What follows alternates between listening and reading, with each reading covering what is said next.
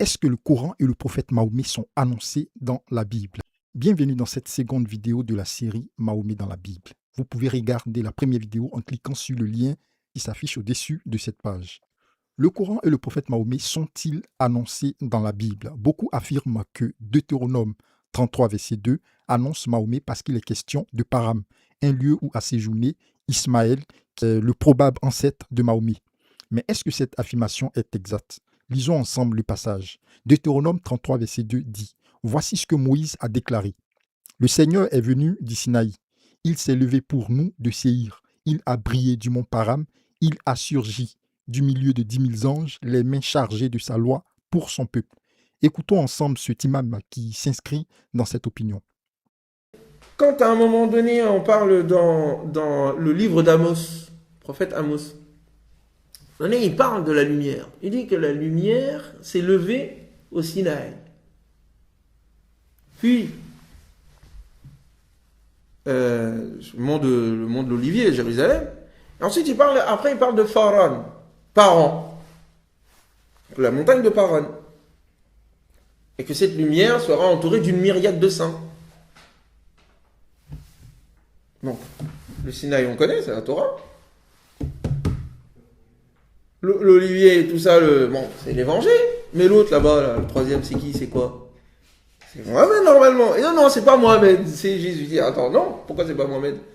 Parce que dans la Torah même, à un moment donné, dans la Genèse, quand on va parler d'Ismaël, donc le fils d'Abraham, la Bible elle-même dit, c'est pas ce passage-là dit, que Abraham va mettre l'enfant Ismaël et sa mère du côté de la montagne de Paran, qui sont en Arabie. Et c'est là-bas que le prophète est né. Donc il y a, selon la Bible en tous les cas, le troisième lieu d'élévation de la lumière, et de manière éclatante, c'est le prophète. Donc, dans cette vidéo, l'imam Ousmane Timira affirme que Param, tel que mentionné dans le livre de Deutéronome 33, verset 2, annonce Mahomet et le Coran. Pourquoi selon lui? Parce que dans ce texte, on parle de Sinaï, qui correspond donc au lieu où Moïse a reçu la Torah. On parle du mont des Oliviers, qui correspond à Jérusalem et donc fait référence au Seigneur Jésus et aux évangiles. Pour lui, Ismaël, l'ancêtre de Mahomet, a séjourné à Param, et cela, vous pouvez le voir dans Genèse 21, verset 20 à 21. Du coup, en plus des deux preuves suscitées donc, concernant Jésus et Moïse, on a Param, dans ce passage, annonce le Coran et donc correspond à une prophétie sur la naissance de Mahomet et la descente du Coran annoncée dans la Bible. Mais de quoi parle réellement ce passage? Comme on l'a lu, le texte utilisé ne se trouve pas dans le livre d'Amos, mais il se trouve plutôt dans le livre de Deutéronome. C'est à partir du verset 7 qu'on pourrait commencer à parler de prophétie. Dans ce passage, Moïse fait un narratif sur ce que Dieu a fait pour le peuple d'Israël lors de son parcours depuis l'Égypte vers Canaan. Moïse est né en Égypte, mais il a reçu la Torah sur le mont Sinaï. Donc, le mont Sinaï peut faire référence à la Torah, mais pas à Moïse. L'imam parle également du mont des Oliviers en voulant introduire le Seigneur Jésus dans ce passage. Mais le texte ne parle pas du mont des Oliviers, mais plutôt du mont Séhi. Le mont Séhi n'est pas le mont des Oliviers, ni un mont proche de Jérusalem qui pourrait faire référence à Jérusalem et au Seigneur Jésus. En conséquence, dans ce texte, il n'y a rien en relation avec le ministère du Seigneur Jésus et les évangiles.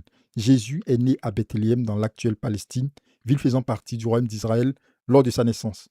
Il a grandi à Nazareth, son ministère s'est déroulé à Galilée et s'est terminé en Judée.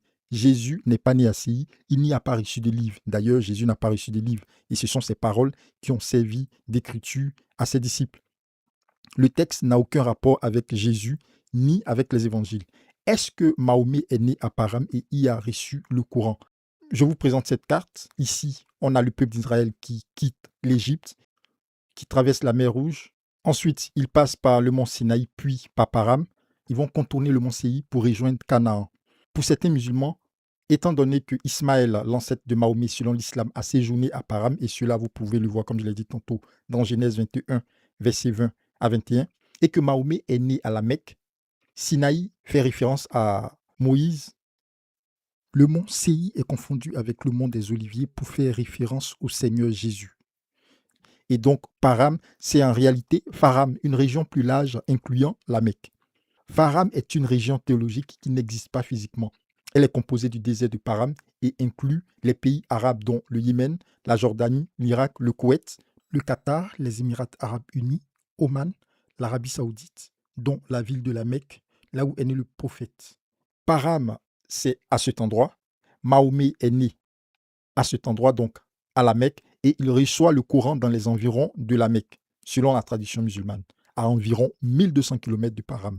Faram, c'est toute cette région théologique qui englobe la Mecque. Donc Mahomet est né à la Mecque à 1200 km, très loin de Param. Pensez-vous qu'il faut négliger cet écart physique pour faire correspondre ce passage à une prophétie qui annonce Mahomet dans la Bible? Je ne pense pas. Quand la Bible donne des prophéties, elle se conforme au temps. À la naissance de Mahomet, Param était dans l'Empire romain. L'Empire romain était bien distinct de l'Arabie. Lorsque la Bible annonce quelque chose, elle le fait en fonction du contexte du temps. Lorsque Jésus est né, il a éclairé les disciples sur les prophéties le concernant. Les prophéties sur l'annonce de Jésus l'annoncent sans ambiguïté à Bethléem. Les prophéties sur Jean-Baptiste, désigné comme le Élie qui devrait venir, ont été éclaircies par Jésus à ses disciples. Jean-Baptiste lui-même disait dans Jean 1, verset 23, « Moi, je suis la voix de celui qui crie dans le désert. » Et en le disant, il faisait référence à la prophétie du prophète Ésaïe, dans Ésaïe 40, verset 3, le concernant. Une lecture des deux passages permet de comprendre qu'il s'agit bien de l'accomplissement d'une prophétie en Jean-Baptiste, sans ambiguïté. Mahomet n'est pas né dans l'Empire romain. Il est né en Arabie, deux régions bien distinctes à l'époque de la naissance de Mahomet et même aujourd'hui. Le concept de Faram comme région englobant la Mecque et le désert de Param est apparu dans le dictionnaire de Yacoub al-Hamawi, qui a vécu de 1179 à 1229, soit 5 siècles après la mort du prophète Mahomet. On a une prophétie dont la révélation est faite 5 siècles après le concerné, c'est-à-dire une prophétie qui parle du prophète Mahomet. Le prophète Mahomet lui-même, il n'a pas éclairé ses disciples de son vivant sur cette prophétie. Aucun passage coranique ne montre Mahomet utilisant le passage de Deutéronome 33, verset 2 pour annoncer sa venue et la venue du Coran dans la Bible. C'est une révélation qui est faite des centaines d'années après la mort du prophète Mahomet.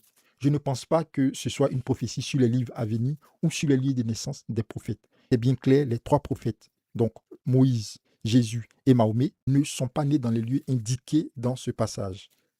Moïse est né en Égypte, il a reçu la Torah sur le mont Sinaï. Jésus est né à Bethléem, il n'a pas reçu de livre. Mahomet est né à la Mecque à 1200 km de Param. Et il a reçu le Coran dans les environs.